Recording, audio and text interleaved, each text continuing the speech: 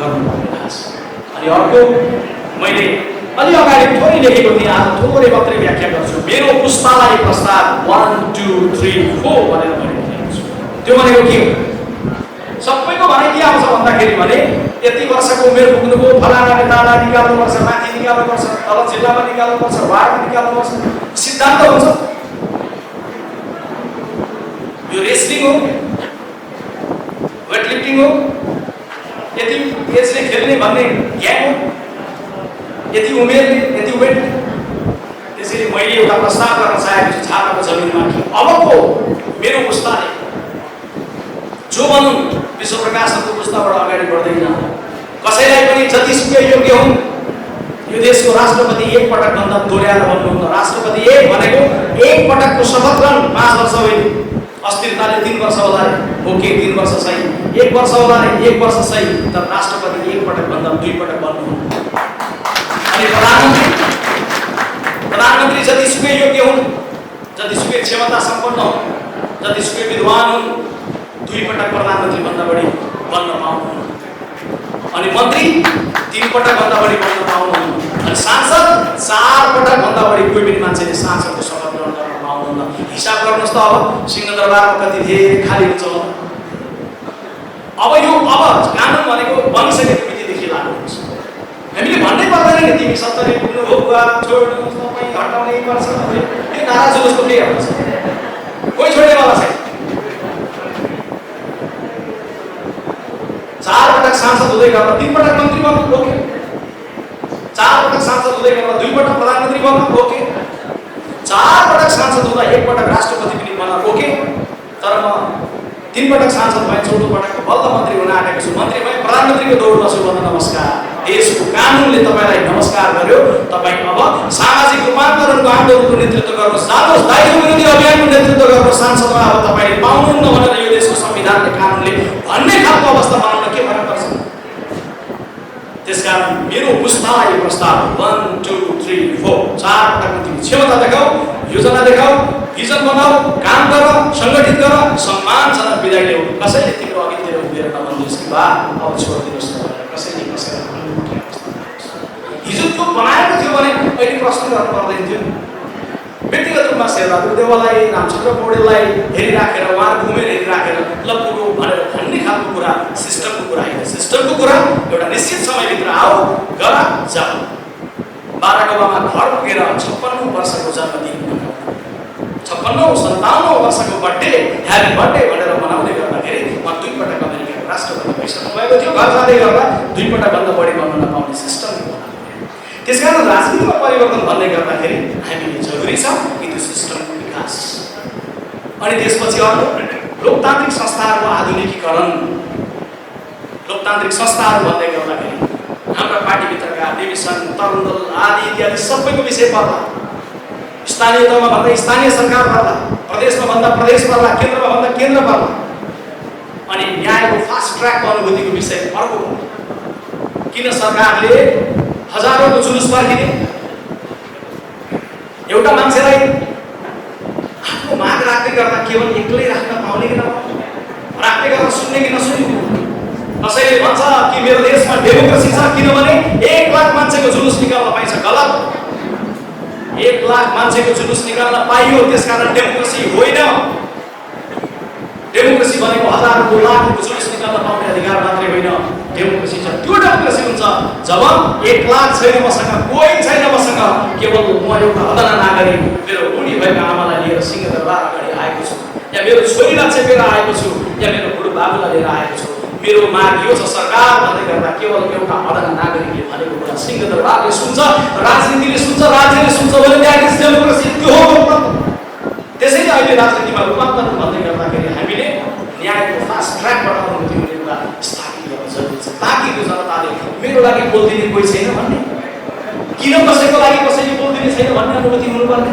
किन कहिलेसम्म एउटा झुपडीमा बसेको नागरिक खानालाई समस्या छ, लाउनलाई समस्या छ, सिक्यो कारणले सिर्दै गर्दा लगभग काम नपर्ने अवस्था छ, उसले के भनिरहेको छ भने मेरो लागि बोल्दिने कोही छैन। किन चाहियो बोल्दिने कोही? ऊ आफैले बोलेको आवाज किन देशले नसुन्ने, राजनीतिले नसुन्ने, राज्यले नसुन्ने?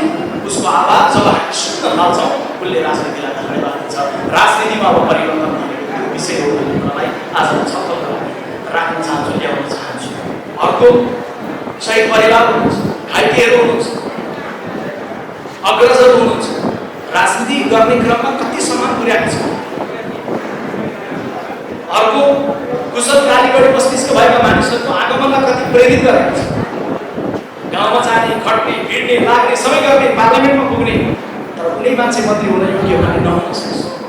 सात समुद्र पारी बसेको या कहीँ प्रोफेसर भएर बसेको, विद्वान भएर बसेको मान्छे त्यो मन्त्रालय चलाउनको लागि काबिल हुन सक्छ। त्यसैले म तपाईँहरूलाई अपिल गर्न चाहन्छु, एकपटक यो देशको रूपान्तरणको निमित्त राजनीतिक परिवर्तनको जागरको निमित्त एकपटक हात उठाएर जोडले जय नेपाल भनिदिनुहोस् त। जय नेपाल, जागरुकता साथ जय नेपाल। अभिव्यक्तिलाई दुनियाउने दिशामा तपाईँलाई लिएर जाँदै गर्दाखेरि म आग्रह गर्न चाहन्छु कि हामीले आफै आत्मनिर्भर बन्ने भन्ने विषय पनि राजनीतिमा रूपान्तरणको विषय पनि बुझ्नु। त्यसैले मैले बेला बेला 3 दिन पार्टीका लागि, 4 दिन रोटीका लागि। एउटा राजनीतिक कर्मीले दोकान चलाउनु पर्छ कि पर्दैन? एउटा राजनीतिक कर्मीले तरकारी रोपेर बजारमा बेच्ने गर्नुपर्छ कि पर्दैन? एउटा राजनीतिक कर्मीले यो या त्यो व्यवसाय गर्नुपर्छ कि पर्दैन? हामी त्यो कर्म गर्नतर्फ लाग्दैनौँ र राजनीतिक कर्मी केवल चोकमा बसेर गफ गर्ने मात्रै भन्छन्, राजनीतिक कर्मी केवल खाली हात मात्रै बस्छन्, व्यवसायी बन्दैनन् भने स्वाभाविक छ कि राजनीतिक कर्मीलाई नजरिया राम्रो बन्दैन समाजको। त्यसकारण अनिवार्य रूपमा 3 दिन पार्टीका लागि, 4 दिन रोटीका लागि भन्ने ध्यान जरुरी छ। अनि पर रहेको एउटा सडकमा रहेको युवक जो अघि मैले +2 को विद्यार्थी भने नि, त्यो युवकलाई बुझाउन जरुरी छ +2 को कक्षा कोठाभित्र गएर कि यो देशमा केही भएको छ, धेरै हुन बाँकी छ। केही नै भएको छैन, यो देशमा केही भएकै छैन, यो देशमा केही हुनै सक्दैन, यो देश कहिले बन्नै सक्दैन भन्ने निराशाको सम्प्रेषण गर्ने काम बन्द गरौँ। यो देश भगवानको अनुकम्पाले हामीले पाएका छौँ। नदीमा पानी बेचेरसम्म बन्न सक्छौँ। डाँडा काँडाबाट हाइपो निकालेर, खोलाहरू निकालेर बन्न सक्छौँ। हामीसँग भएका लोक सल्लाहहरू, व्यवसायहरू बेचेर धनी बन्न सक्छौँ। टुरिस्टलाई संसारमा ल्याएर नेपालमा देखाएर पर्यटक बेचेर धनी बन्न सक्छौँ। मेहनत गर्ने मान्छेहरू देखाएर, अथवा हिमालहरू देखाएर समुद्र बन्न सक्छौँ। जाति, जनजाति, यो धर्म, त्यो संस्कार र संस्कृतिको अनेकौँ भगवानको दिव्य आशीर्वादहरू हाम्रो भूगोलमा देशमा रहेका छन्, त्यसलाई देखाएर बन्न सक्छौँ। यसैले यो बेलामा अनन्त विश्वास यो संविधानका प्रति, शहीदहरूले गरेको बलिदानका प्रति, बिपीको विचारका प्रति, शहीद परिवारलाई साक्षी राखेर आज मैले तपाईँहरूको समक्ष नेपाली काङ्ग्रेस पार्टीको महामन्त्री हुँदै गर्ने कर्मको सन्दर्भमा काङ्ग्रेसमा रूपान्तरण भोलि बोलौँला, आर्थिक रूपान्तरण फेरि बोलौँला, समाजको रूपान्तरणको विषयमा बोलौँला। आज केवल मैले यति मात्रै भने कि राजनीतिमा रूपान्तरण गर्नका लागि केही 22-24 विषय प्रस्ताव गरेको छु। ती प्रस्तावित गरेको विषयमा थप्दै जाउँ, घटाउँदै जाउँ, बहस गर्दै जाउँ, ठिक बन्दै जाउँ, बेटी बन्दै जाउँ, तर राजनीतिमा परिवर्तन नभइकन, राजनीति सङ्लो नभइकन, राजनीति आकर्षक नभइकन, राजनीति उज्यालो नभइकन राजनीतिले एउटा प्रकाश दिन सक्दैन। राजनीतिक परिवर्तन भइसक्यो। अब कसैलाई भ्रम नहोस्, बन्दुक खरिद गर्ने हो अनि लिने हो 100 लाखको पड्काइराखेर अनि त्यसपछि अर्को राजनीतिक व्यवस्था कहिलेसम्म? अनन्तकालसम्म। के बगेका साहित्य परिवारले बगाएको रगत, परिवारसँगले उहाँको साथ चल्यो, उहाँको परिवारको दिनु ती रगत नभएर के चौलानी पानी थिएन, कि त्यो रगतको कुनै मूल्य थिएन। त्यसकारण अब यो देशमा रगतको कुरो होइन, पसिनाको कुरो जरुरी छ। रगतको खोला बगाउन सजिलो हुन्छ, आँसुको थोपा सुकाउनलाई गाह्रो हुन्छ। त्यसैले अब यो देशमा राजनीतिले क्रान्तिको परिभाषा बदल्नुपर्छ। यो देशमा क्रान्ति भनेको डाँडाहरूको उद्योग खुल्नु हो, अब क्रान्ति। यो देशमा क्रान्ति भनेको दरमा भट्किएको बेरोजगार युवकलाई तिमीले पढिसकेपछि यो खालको व्यवस्था पाउन सक्छौ भन्ने कुरा हो अब क्रान्ति। सबको सल्लाह दिएर गए, उपचार नपाएर अब त्यो गाउँमा कसैले मर्नुपर्ने छैन, हामीले हस्पिटल बनाएका छौँ या राज्यले सुरक्षा यसरी दिएको छ भनेर स्थापित गर्नु हो क्रान्ति। अब क्रान्तिको परिभाषा बदल्नुपर्छ। खाली एउटा काठको बाकसमा भरिएर आउने युवकले दसैँभन्दा अगाडि आमालाई फोन गरोस्, आमा आउँदैछु भन्दा 1 महिनाका लागि आउँदैछु भन्दा आमाले भन्नुहोस्, बाबु 1 महिना होइन, तेरो साउजीलाई अन्तिम पटक नमस्कार गरेर आइज। काठमाडौँको उपत्यकाको डाँडामा छापाको साथी लिएर बाहुनानीमा रेडिची माकानीमा खुलेका उद्योगहरूमा तैँले जीवन बिताउन पाउने भएछ। योभन्दा ठुलो क्रान्ति कुनै बन्दुकबाट यो देशमा हुन सक्दैन, योभन्दा ठुलो सक्दैन।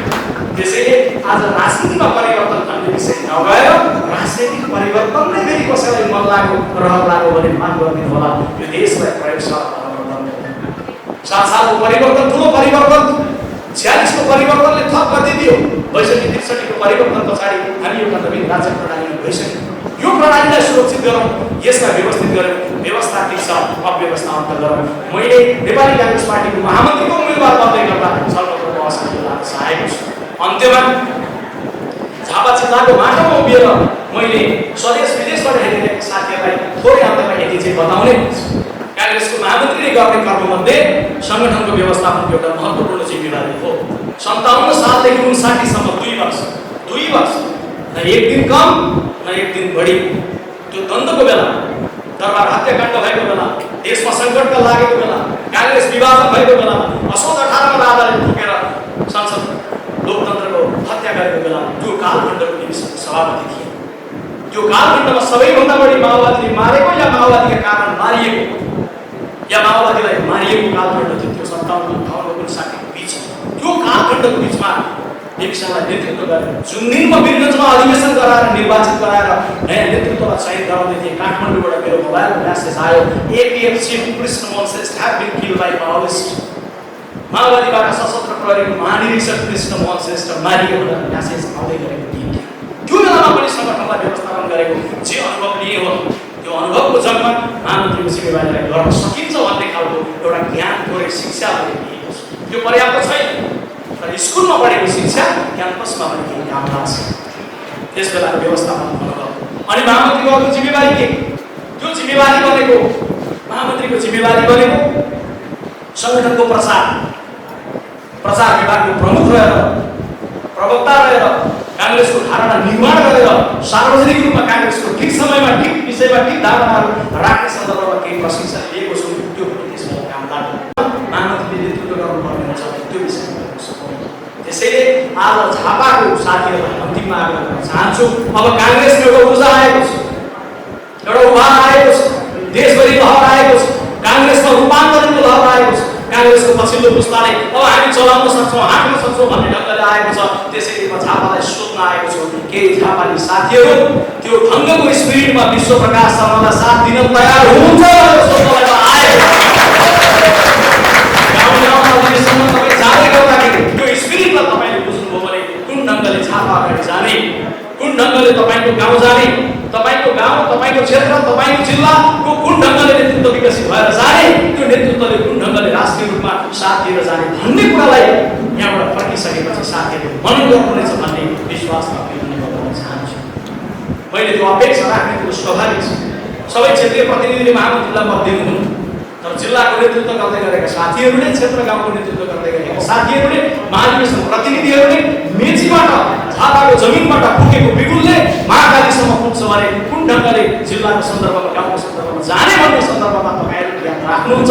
म चाहन्छु, अपेक्षा गर्छु सिके बसाइको त्यो विचारलाई समर्पित भएर, दुर्साहहरू गर्दै गरेको बलिदानमा समर्पित भएर, झापाको भिन्न जाति जनजाति सबैले यो भूगोलमा बलिदान गर्ने विश्वनाथ गिरीदेखि लिएर राजन गिरीसम्मको पुस्तासम्मले गरेको बलिदानलाई सम्झेर मैले यति मात्रै भन्न चाहन्छु, झापाले माटोबाट उत्पादन भएको विश्व प्रकाशले राष्ट्रिय रूपमा नेतृत्व गरेर जाँदै गर्दा इमान्दारिता र पुरै इमान्दारिताको साथ नेतृत्व गर्न चाहन्छ।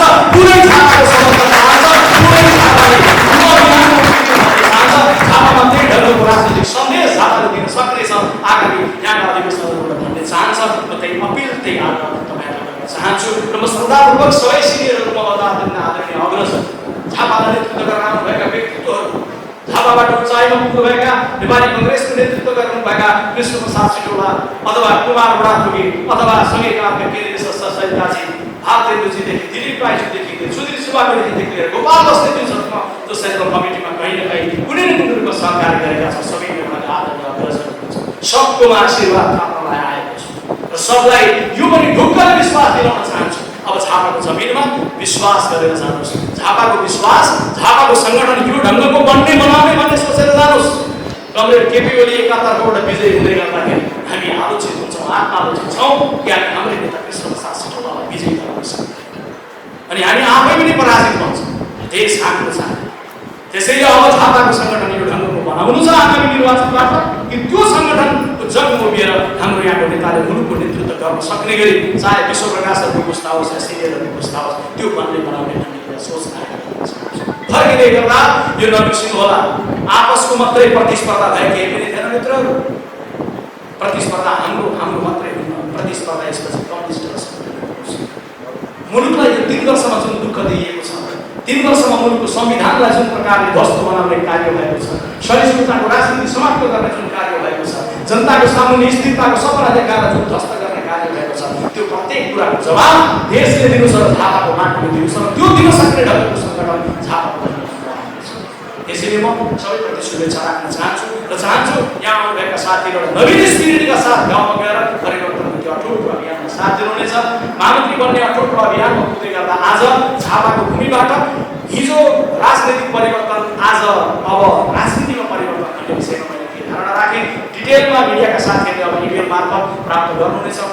साथीहरूलाई इमेल अहिले साथीहरूले गरिसक्नु भएको छ। साथीहरू मार्फत मिडियाका साथीहरूलाई निरन्तर साथ सहयोग शुभेच्छा आलोचना सबैमा चाहन्छु र आगामी दिनमा काङ्ग्रेस रूपान्तरणसँग सम्बन्धित मात्रै विषय र अन्य रूपान्तरणको विषयमा क्रमशः आउनेछु। म झापाको माटोको आशीर्वाद दिन आएको सबैलाई यति भन्दै अभिवादन गर्दै मेरो अभिव्यक्ति टुङ्ग्याउँदै गर्दा जोडले चाहिँ